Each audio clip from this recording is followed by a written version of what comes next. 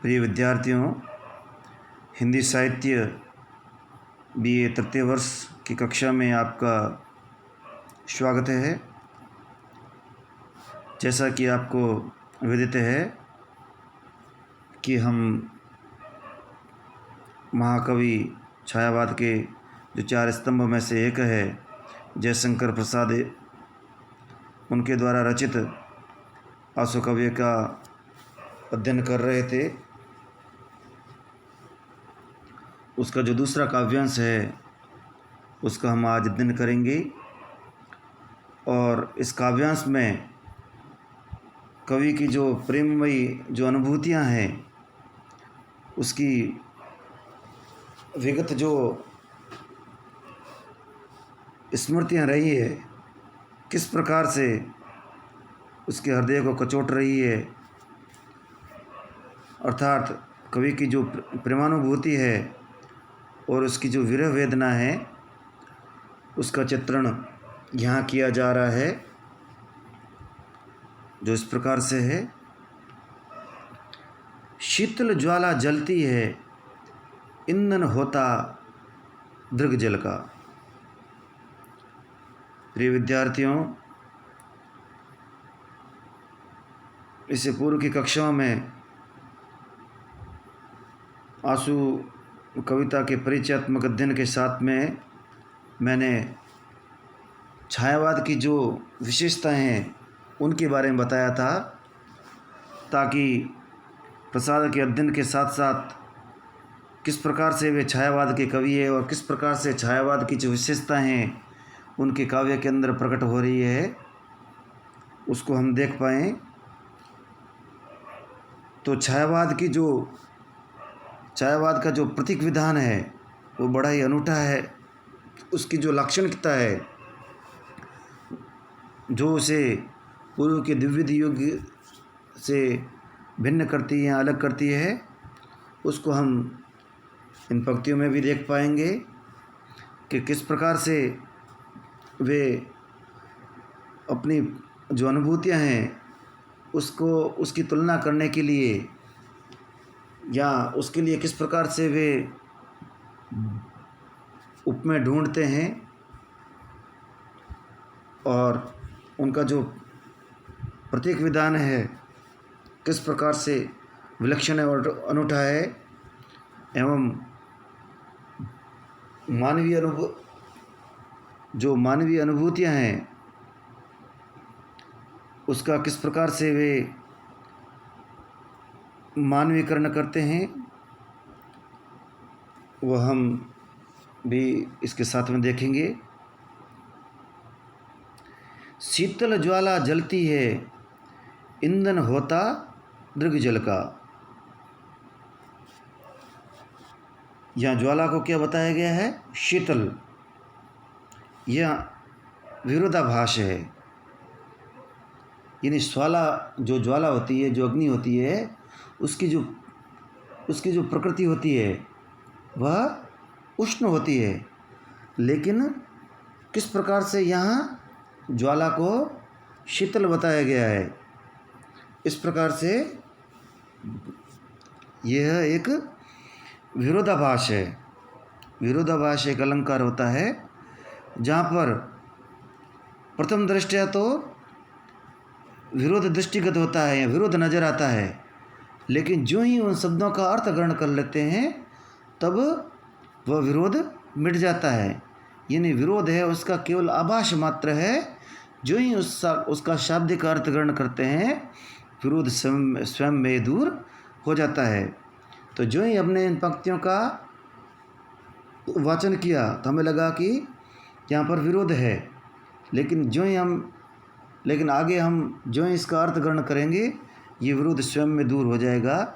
इसलिए यहाँ पर यह विरोधाभास अलंकार है। तो वह किस प्रकार से है कि शीतल ज्वाला जलती है, ईंधन होता दृग जल का।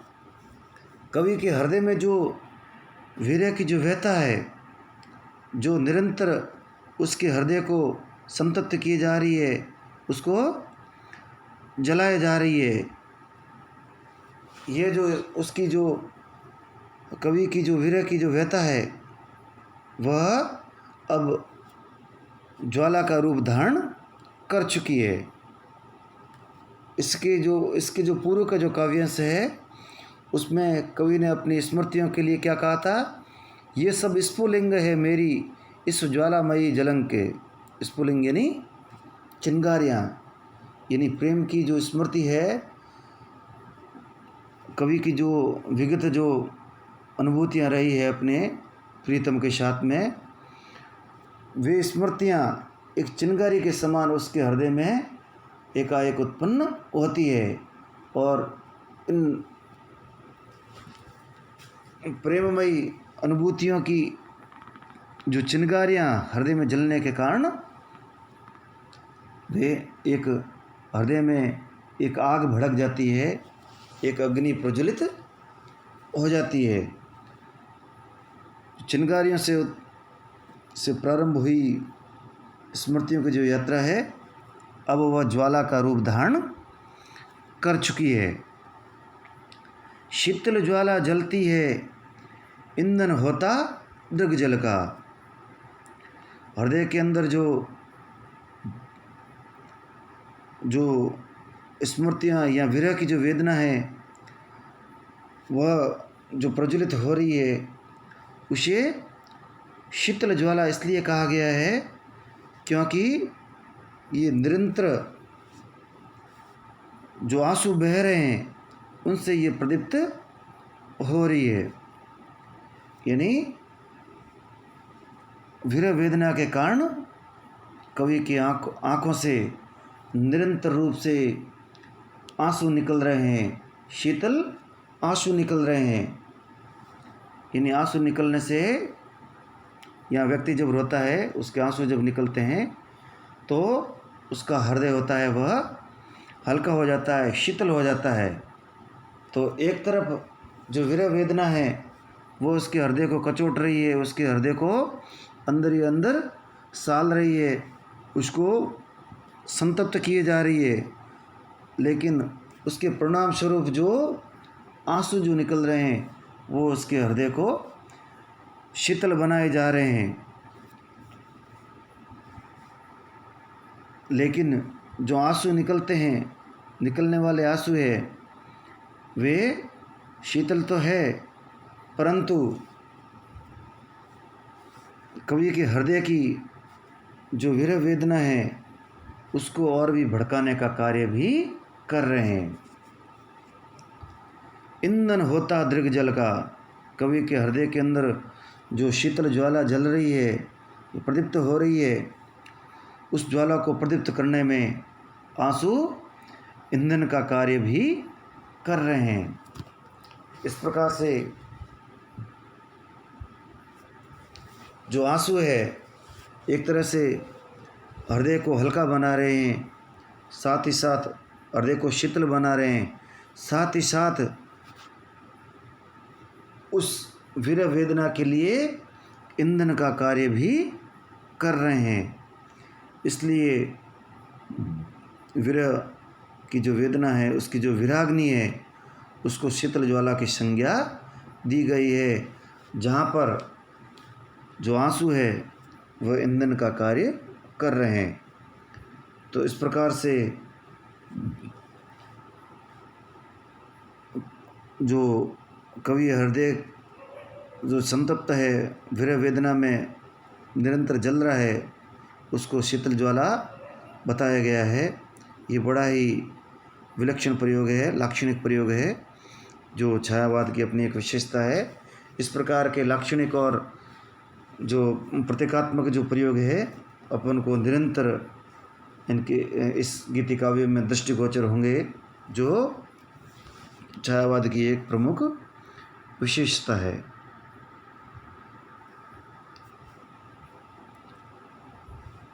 आगे, ये व्यर्थ सांस चल चल कर करती है काम अनिल का। अनिल यानी हवा, पवन। जिस प्रकार से जो अग्नि होती है उसको भड़काने में या उसको निरंतर और आगे बढ़ाने में हवा का योगदान होता है, अर्थात जो अग्नि होती है उसको और अधिक आगे बढ़ाने का कार्य चलती हुई पवन या हवा करती है। तो कवि उसकी तुलना किस प्रकार से कर रहा है? ये वृहत सांस चल चल कर करती है काम अनिल का। सांस विरह से जो कवि हृदय जो संतप्त है, उसके कारण जो कवि दीर्घ उच्छ्वास भर रहा है, या निरंतर विरह वेदना के कारण कवि हृदय से जो आहें जो निकल रही है, वे क्या कर रही है? विरह वेदना से जो दीर्घ श्वास जिसे उच्छ्वास कहा जाता है, ये उच्छ्वास या लंबी लंबी जो सांसें हैं, वे उस विरह वेदना की जो ज्वाला है उसको और अधिक बढ़ाने वाले हैं। अर्थात जो उच्छ्वास रूपी जो हवा है वह निरंतर वेदना रूपी जो ज्वाला है उसको भड़काने का कार्य कर रही है।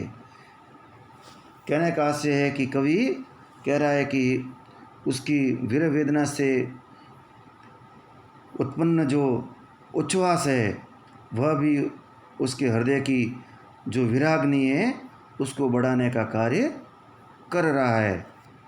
यानी कवि के हृदय में जो विगत जो प्रेम की जो अनुभूतियाँ हैं उसकी स्मृतियों से एकाएक हो जाती है, और ये स्मृतियाँ इस प्रकार से पूरे पूर्ण हृदय पर आच्छादित हो जाती है, और एक हृदय के अंदर दाह उत्पन्न करती है, विराग्नि उत्पन्न हो जाती है परिणाम स्वरूप, उसके परिणाम स्वरूप। और ये जो विराग्नि है उसमें विराग्नि में जो ईंधन है, ये जो विराग्नि है उसमें ईंधन का काम कर रहा है कवि की आंखों से निकलने वाले आंसू। जो दीर्घ जल है वह ईंधन के समान है, और जो दीर्घ उच्छ्वास जो विरह वेदना से उत्पन्न हो रहे हैं वे साक्षात उस विरह अग्नि को पवन या अनिल के समान उसको भड़काने का कार्य कर रहे हैं। वाड़व ज्वाला सोती थी इस प्रणय सिंधु के तल में। वाड़व ज्वाला जो समुद्र में जो अग्नि होती उत्पन्न होती है उसे वाड़व ज्वाला कहा जाता है। समुद्र के गर्भ में ज्वालामुखी इत्यादि से समुद्र की तलहटी पर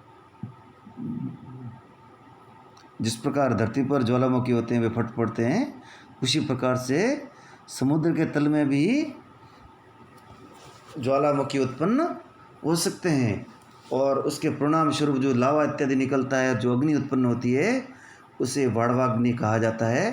वो बड़ा ही एक तरह से रोमांचकारी दृश्य होता है, जहाँ पानी के अंदर आग की लपटें दिखाई देती है। तो समुद्र के गर्भ में जो अग्नि होती है उसको वाड़वाग्नि कहा जाता है। तो उसके लिए यहाँ पर शब्द आया है वाड़व ज्वाला। वाड़व ज्वाला सोती थी इस प्रणय सिंधु के तल में। सिंधु यानी समुद्र, सागर। तो यहाँ पर सागर की तुलना कवि अपने से किस प्रकार जोड़ता है? वह है प्रणय सिंधु, प्रेम रूपी सागर या प्रणय रूपी समुद्र। वाड़व ज्वाला सोती थी इस प्रणय सिंधु के तल में। जिस प्रकार से समुद्र के गर्भ में जो वाड़वाग्नि निरंतर रूप से प्रदीप्त होती रहती है, उसी प्रकार से कवि का जो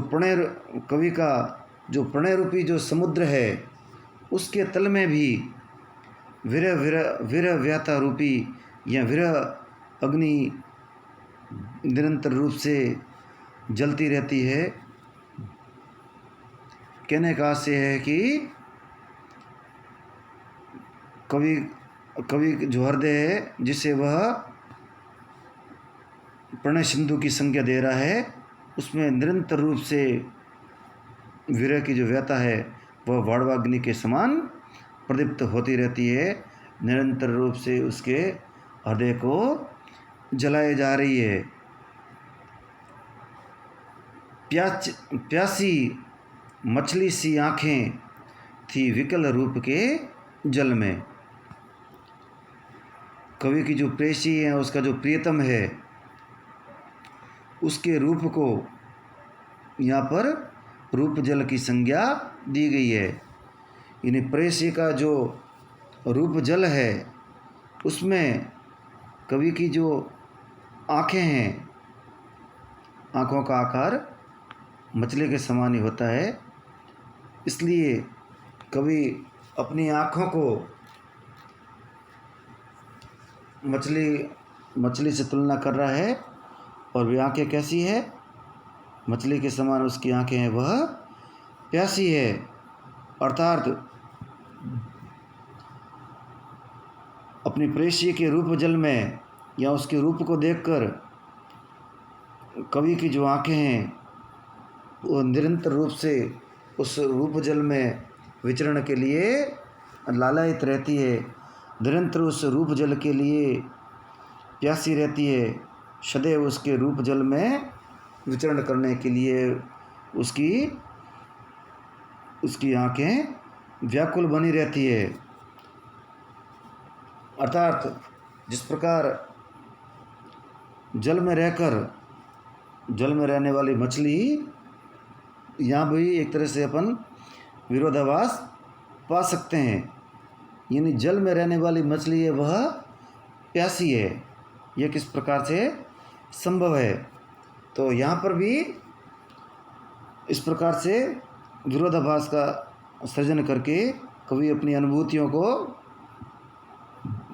की जो विलक्षणता है उसको अभिव्यक्त कर रहा है। अर्थात कवि की जो आँखें हैं वे मछली के समान अपने प्रेयसी के रूप जल में निरंतर रूप से विचरण करना चाहती है, और वह कवि कितना भी अपनी प्रेयसी या प्रियतम को निहार ले, लेकिन उसकी आंखें सदैव प्यासी रहती है, उसकी आंखों की जो प्यास है वह नहीं बुझती है। यानी निरंतर रूप से कवि अपनी प्रेयसी का जो रूप है, उसका जो सौंदर्य है, उसका सेवन करते हुए भी निरंतर रूप से व्यतीत रहता है। अर्थात उसकी आँखों की जो प्यास है वह किसी प्रकार से नहीं बुझती है, और अपने प्रेयसी की जो रूप स्मृति रूपी जो जल है उसके दर्शनों के लिए उसकी आंखें सदैव प्यासी रहती है, सदैव लालायित रहती है। तो इस प्रकार से यहाँ पर शीतल ज्वाला, रूप जल में प्यासी मछली, इस प्रकार के जो लाक्षणिक प्रयोग यहाँ पर किए गए हैं, और साथ ही उच्छ्वास एवं वाड़व ज्वाला, इन पर जो मानवीय जो व्यापार है उनका आरोपण हुआ है। इस प्रकार से यहाँ मानवीकरण अलंकार है। छायावाद की विशेषताओं के दौरान मैंने बताया था कि किस प्रकार से जो मानवीकरण है, यानी जो प्रकृति या जो जड़ है, अन्य चीज़ों पर किस प्रकार से मानवीय व्यापार का आरोप किया जाता है, वहाँ पर मानवीकरण अलंकार होता है। तो इस प्रकार की जो छायावाद की जो विशेषताएं, मानवीकरण, लाक्षणिकता, विलक्षण प्रतीक विधान, विरोधाभास इत्यादि यहाँ प्रसाद की कविता आंसू में हम देख पा रहे हैं। धन्यवाद।